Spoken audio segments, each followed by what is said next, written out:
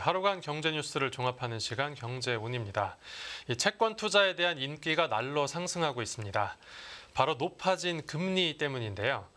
개인 투자자들의 이런 채권 사랑 덕분에 회사채 발행을 간신히 마친 기업도 있다고 합니다. 어떤 곳일지 뉴스 포인트에서 알아봅니다. 오늘 뉴스 포인트는 서영태 기자와 함께합니다. 안녕하십니까? 네, 안녕하세요. 네, 오늘 첫 번째 뉴스 주인공 어디입니까? 삼척 블루파워라고 들어보셨나요? 삼척 블루파워? 저도 이름은 좀 생소한데 에너지 사업을 영위하는 기업으로서요. 석탄 화력 발전을 하고 있습니다. 예. 근데 석탄 화력 발전이라고 하면은 우리가 사실 친환경적이지는 않잖아요. 그래서 석탄을 이용하는 거니까요. 그래도 이런 기업들이 자금을 시장에서 조달하기 위해서 채권 발행 시장을 찾게 되는데요. 네. 근데 채권 발행 시장에서 내 채권을 사줘 하는데 ESG 경영, ESG 투자 이런 게 워낙 화두이다 보니까 이런 걸 따르는 이제 기관들이 이 회사의 채권을 안 사려고 했어요. ESG라고 하면 이제 환경, 그리고 사회, 그리고 지배구조죠. 네. 예. 그래서 수요 측에서 240억 원의 주문을 모았는데 원래 2,050억 원 규모로 채권을 발행을 했습니다. 예. 그러니까 대규모 미매각이 난 거잖아요. 기관들한테 미매각이 났는데 추가로 청약을 받았는데 또 성공적으로 마쳤습니다. 2,000억 원 총 발행하게 됐거든요. 예. 이거를 누가 채워줬냐면 개인들이 살린 거예요. 개인 투자자들이요? 예, 그렇습니다. 왜냐면은 개인들 같은 경우는 이런 ESG 지침 같은 걸 따라야 되는 의무가 많이 없기 때문에 일단은 고금리면은 관심을 갖는 건데 상당한 고금리였습니다. 7%대 고금리였거든요. 연 7%요? 채권이 3년물로 발행되는데 발행금리가 7.4%였어요. 7.4%였는데 상당한 수익이잖아요. 채권이라면 사실 이 에너지 기업이다 보니까 부도날 가능성도 적고 그냥 원금 보장 받고 그리고 이제 이자를 받게 되는 건데 이자를 주는 그 이자 지급 주기도 되게 매력적이었습니다. 어떻게든지. 개인 입장에서는 뭐 연마다 이자를 주거나 아니면 반년마다 이자를 주거나 이것보다는 3개월씩 주기도 하고요. 그렇죠. 월세처럼 월마다 들어오는 게 좋잖아요. 그렇죠. 월급처럼 따박따박 이자 꽂히면 얼마나 기분 좋습니까? 월급처럼요? 그렇죠. 이 연 7%를 이 12개월로 나눠가지고 따박따박 주니까 개인들한테서 이제 인기를 많이 얻게 된 거예요. 이제 개인들이 사실은 채권 투자를 하면은 채권 ETF 정도를 많이들 이용하시잖아요. 근데 이렇게까지 개인들이 채권 발행 시장에도 좀 관심을 갖고 증권사 지점을 통해 가지고 또 리테일 기관들이 또 관심을 가졌다고 하는데요. 보면은 싱글 A 플러스 기업 중에서 3년물 기준으로 7%대 민평금리를 보이는 게 삼척 블루파워가 유일하기 때문에 상당히 매력적인 어떤 금리를 제시하는 회사였고요. 매월 고정적인 현금 흐름 창출할 수 있는 점에서 매우 매력적이라고 했고 이게 지난 3월에는 역시나 채권 발행을 하려고 했었는데 당시에도 사실은 좀 실패를 했습니다. 당시에도 미매각이 많이 나는데 대규모 미매각을 주관사단들 그러니까 증권사들이 떠안아야 됐었는데 이번 같은 경우는 주관사들이 물량을 떠안은 다음에 장내에서 개인한테 이제 판매를 했던 그게 지난해 발행이었는데 최근에는 채권에 대한 입소문이 많이 퍼지다 보니까 증권사 지점에서 이제 상품을 좀 확보하려고 이런 추가 청약에서 좀 성공적인 모습을 보였다고 할 수 있습니다. 회사가 망하지만 않으면 7%대 수익을 얻을 수 있으니까요. 네, 그렇습니다. 개인분들도 채권형 ETF도 많이 보시겠지만은 채권 발행 시장도 한 번씩 보시면은 재밌는 그런 물건들이 또 있을 것 같습니다. 네, 알겠습니다. 이어서 채권 시장 관련 소식 하나 더 전해주시죠. 이번은 채권 시장 관련 소식이긴 한데요. 그래도 좀 포인트를 줘야 될 거는 채권을 누가 발행했느냐. 우리나라를 또 대표하는 배터리 기업인 LG 에너지 솔루션이 글로벌 시장에서 채권을 잘 발행했다는 소식입니다. 이번에 해외에서 발행을 했군요. 글로벌 시장에서 채권을 발행했다는 거는 그러니까 외화를 조달하는 건데 그러니까 달러화를 조달한 겁니다. LG 에너지 솔루션이야 미국이라든지 여러 나라에서 워낙에 신규 공장을 많이 짓고 있다 보니까 달러화가 많이 필요하잖아요. 그래서 처음으로 글로벌 채권 시장 문을 두들겼는데 아주 성공적으로 발행을 했습니다. 아시아, 유럽, 미국 등지에서 수요 예측을 했는데 10억 달러 규모의 채권 발행을 확정을 했습니다. 그러니까 우리나라 돈으로 1조 3천억 원 정도를 이제 자금을 확보하게 된 거예요.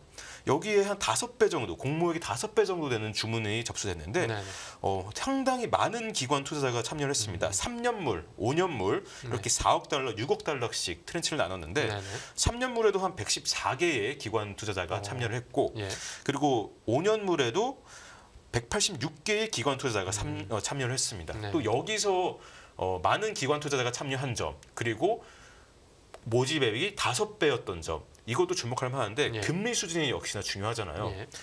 원래 최초 제시금리가 3년물은 140bp, 그리고 5년물은 140bp를 동일만기 미국 국고채에서 가산한 수준이었거든요. 근데 한 최대한 40bp 정도, 그러니까 0.4% 정도 금리를 내려서 발행할 수 있던 겁니다. 처음에 기대했던 것보다 그렇죠. 이제 이자 부담을 0.4%포인트 아낄 수 있었다. LG 에너지 솔루션이니까 LG 에너지 솔루션을 믿겠다 하면서 적은 금리만 더 줘도 괜찮아 하고 채권을 사고자 했던 그런 기관들이 많았다는 의미가 되겠습니다. 네, 발행하는 입장에서는 유리한 거죠. 네, 그렇습니다.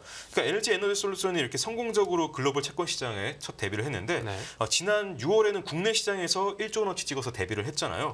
앞으로도 이제 좀 외화 조달에 박차를 가할까 좀 궁금해지는데 이번 달러화 채권 같은 경우는 아까 삼척 블루파워랑 좀 상반되는 게 ESG 채권입니다. 그린 본드. 예. LG 에너지 솔루션이 또 친환경 전기차에 들어가는 배터리를 하고 있고요. 그렇죠. 또 ESS 에너지 저장 시스템 사업도 하고 있잖아요. 그러다 보니까 이 그린 채권이라는 그린 본드라는 거는 이런 친환경 사업에 자금을 활용한다는 그런 기준이 있거든요. 여기에 충족하고 그러다 보니까 아까 말씀드렸듯이 또 ESG 채권을 찾고 있는 그런 투자자들부터 또 인기를 얻었던 거죠. 예. 앞으로 들어가는 자금도 친환경 쪽에 쓰이는 겁니까? 그렇죠. LG 에너지 솔루션의 기본적인 사업 자체가 친환경 사업이지 않습니까? 배터리 사업이라는 거는 뭐 친환경 사업인 거고 하다 보니까 그린 본드로서 기준에 충족하고 발행했고요. 민간 기업이 이게 우리나라 기업이 달러로 이제 해외에서 발행하는 거를 코리안 페이퍼라고 하는데 한국물이라고 하는데 민간 기업이 한국물을 그렇게 많이 발행하지는 않습니다. 민간 기업보다는 뭐 수출입은행이 아무래도 외화 수요가 많으니까 많이 발행하고 아니면 공기업이 좀 많이 발행하는 편인데 민간 기업이 공모 달러채 수요책에 나선 거는 지난 7월에 GS 칼텍스 2달러 만이라는 점에서 또 의미가 있다고 할 수 있겠습니다. 네. 그리고 LG 에너지 솔루션 국제 신용 등급도 한번 말씀드리자면 트리플 B 등급이에요. 트리플 B 등급 수준인데 S&P 기준으로는 트리플 B 플러스로 SK 하이닉스보다 2단계 2노치 높고요. 넷플릭스랑 비슷한 수준이라는 점에서도 재밌는 점인 것 같습니다. 네. 알겠습니다. 다음 뉴스 넘어가 보죠. 다음은 이제 금융권 소식인데 어떤 내용입니까? 예금자 보호 한도 논의가 있잖아요. 그 5천만 원에서 1억 원으로 상향하자 뭐 이런 논의가 있었고 그리고 금융위원회가 또 태스크포스를 꾸려가지고 관련해서 연구 용역도 하고 했는데 아무래도 이 태스크포스 쪽 의견에서는 예금자 보호 한도를 5천만 원으로 이제 동결할 것 같습니다. 23년째 1인당 5천만 원이거든요. 그러니까 예금자 보호 한도라는 거는 우리가 예금을 했을 때 그 예금 보험 공사의 보험료를 어떻게 납부하게 돼가지고 5천만 원까지는 은행이 뭐 파산하더라도 보장받는 그런 거잖아요.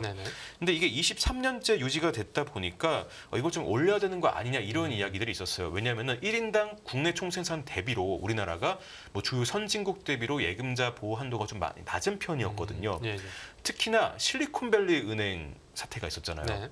그때 뭐 뱅크런 있고 막 아무래도 은행에 대한 막 불안감도 있고 했었기 때문에 그때 이 논의가 좀 불을 붙었는데 예금자 보호제도 손질을 위해서 민간 합동 태스크포스가 이제 운영됐었는데 이 최종 회의에서 아무래도 그 현행 유지 쪽으로 무게가 좀 실릴 것 같습니다. 왜냐하면은 그 섣불리 한도를 높였다가는 좀 잘못된 부작용 같은 게 또 우려가 되는 게 있고 그리고 무엇보다도 실효성이 없다는 거예요. 왜 그렇죠? 그러니까 전체 예금자 가운데서 한 98% 가량이 예금을 한 5천만 원 이하로 하는 겁니다. 대부분이 5천만 원 이하. 대부분 그 5천만 원 이상일 뭐 수요가 없는 거죠. 어떻게 보면 2%를 위한 정책이 될 수도 있는 거죠. 그러니까 현금 부자를 위한 정책이냐, 현금 부자를 위한 제도 개선이냐 이런 말이 나오고 있는 상황입니다. 저도 사실 5천만 원 이상은 없고요. 아무튼 그런데 뭐 입법조사처에서도 얘기를 하는 거는 그런 뭐 실효성이 없다는 것도 있는데 이렇게 예금자 보호 한도를 높여버리면은 저축은행 쪽으로 제2금융권 저축은행 쪽으로 예금이 한 최대한 40% 늘 수 있다. 뭐 이렇게 지적을 하는데 금리가 높은데 그렇죠. 예금자 보호로 하니까. 근데 또 아무래도 건전성이 좀 떨어지는 게 저축은행당 보니까 뭐 이런 지적도 나오고 있고요. 아무래도 뭐 TF는 최종 회의를 통해서 다양한 의견을 청취할 건데 예. 이 의견을 수렴해가지고 국회에 제출을 해야 됩니다. 네. 근데 정치권에서는 또 여러 논의가 있을 수 있고 네. 또 이런저런 이야기가 있을 수 있고 최종 확정된 건 아니고 네. 아무래도 여러 가지 논의가 정치권에서 이루어지고 국회에서도 이루어질 것 같습니다. 네, 알겠습니다. 앞으로 그 논의가 어떻게 흘러가는지 지켜보도록 하고요. 다음으로 부동산 뉴스 하나 전해주시죠. 네, 그 서울 재건축 아파트 가격에 대한 이야기인데요. 예. 서울 재건축 아파트가 일반 아파트랑 뭐가 다르냐면은 일반 아파트보다는 약간 투자 목적으로, 그러니까 실거주 목적이 아니라 투자 목적의 매매가 많이 들어와요. 네. 그러다 보니까 좀 민감하게 좀 빠르게 움직입니다, 가격이. 그러니까 어떻게 보면은 선행하는 어떤 지표인데 3개월 연속해서 이 재건축 아파트 값이 상승을 하고 있습니다. 네. 네, 부동산 R114가 조사를 한 건데 서울 아파트 값이 지난달에 전월 대비 0.03% 오르면서 6월부터 3개월째 상승을 했습니다. 네. 그러니까 준공 후에 30년 지난 그런 노후 아파트 중에서 재건축을 추진하는 아파트를 이제 조사를 한 건데요. 네.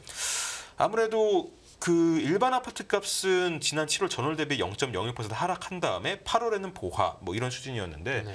일반 아파트랑은 좀 다른 움직임을 보이고 있습니다. 재건축 아파트가 이제 선행한다고 하셨는데 그러면 이 가격이 올랐다라는 건 결국 전반적인 부동산 가격 상승 기대감이 커졌다 이렇게 해석을 그렇죠. 하면 되겠죠. 약간의 꿈틀거리는 조짐이 확인된다는 거죠. 네. 이 재건축 아파트 가격 흐름 속에서. 네. 이게 왜 그러냐면은 좀 정비 사업에 대한 좀 기대감이 커지고 있는 거예요. 네. 사실 재건축 아파트는 정비 사업 대상인데 추진하기 참 힘들잖아요. 그렇죠. 네, 추진하기 참 힘든데 실패들. 뭐 규제도 많고 뭐 의견도 모으기 힘들고 한데 압구정이나 여의도, 목동에 이렇게 노후 아파트가 많은데 이러한 정비 사업이 좀 추진이 좀 이루어지지 않을까 이런 네. 생각들을 하고 있는 게 그 공급 선행 지표인 인허가라든가 착공이라든가 이런 지표들이 좀 내려오면서 그래도 어떻게 공급을 늘려야 하니까 네. 아무래도 좀 정부 쪽에서 뭐 재건축 등 정비 사업에서 규제를 좀 완화하고 좀 공급을 좀 키울 수 있지 않을까 뭐 이런 뭐 해석들이 나오고 있는 거거든요. 네. 그러다 보니까 재건축 아파트에 아무래도 투자적인 목적으로 들어가는 그런 매매가 좀 발견되는 것 같고요. 네. 제도적 지원에 따른 정비 사업의 활성화 기대감은 앞으로도 좀 수요 측에서 더 커질 전망이라고 하고 있습니다. 알겠습니다. 끝으로 뉴스 하나만 더 보겠습니다. 네. 국제유가가 계속해서 상승을 하고 있는데 어디까지 올라가는 겁니까? 네. 국제유가가 서부 텍사스산 원유 기준으로요. 오늘 이제 92.55달러 장중이었나? 네. 그게 또 연중 최고치를 기록했습니다. 근데 이게 100달러까지 갈 수 있다는 건데 이게 유가 오르면은 우리 또 자동차 모시는 분들은 또 기름값 오르고 아무래도 또 전기료 인상 압박이 또 생기고 하는 건데 전반적인 물가 예. 상승 압력이 있겠죠. 그렇습니다. 근데 100달러 돌파가 시간 문제라는 그런 전망들이 있습니다. 네. 아무래도 그 브렌트유 원유 소비가 사상 최대인 상황입니다. 사상 최대인 상황인데 수요는 많은데 공급이 지금 막히고 있잖아요. 사우디아라비아 같은 경우는 하루 100만 배럴을 감산하기로 했는데 네. 이걸 연말까지 이 정책을 이어가기로 했고 네. 러시아는 하루 30만 배럴 수출을 좀 축소하기로 했는데 이것도 연말까지 이어가기로 했고 뭐 사우디야 뭐 러시아야 뭐 우리나라 사정이건 다른 나라 사정이건 뭐 봐주지 않고 본인들은 뭐 국익이 우선이니까 뭐 네. 이렇게 하겠지만은 여기에 더해서 미국에서도 또 셰일오일이 생산이 되잖아요. 예. 네, 근데 이것도 셰일오일 생산이 3개월 연속 줄어들 것으로 좀 예상이 되고 있습니다. 이거는 뭐 미국이 뭐 정책적으로 결정한 건 아니고 네. 미국 셰일오일 업체들이 이제 좀 생산을 줄여가지고 투자자한테 이익을 좀 돌려주고 그리고 좀 빚을 갚고 이런데 좀 기업 경영상에 좀 중점을 두고 있어서인데요. 네. 그래도 100달러는 뭐 그 꾸준히 넘기보다는 잠깐 넘고 내려올 것이다 이런 전망도 있고요. 아니면 뭐 80달러대로 다시 내려갈 것이라는 전망도 있고 의견은 사실 분분한 상황이긴 합니다. 네. 100달러까지 갈 거라는 전망도 있고 반대로 이제 오를 만큼 다 올랐다라는 그 의견이 엇갈리고 있는 것 같은데 흐름을 한번 잘 지켜봐야 될 것 같습니다. 네, 오늘 채권 시장 소식부터 국제유가 상황까지 오늘 뉴스 포인트 잘 들었습니다. 감사합니다.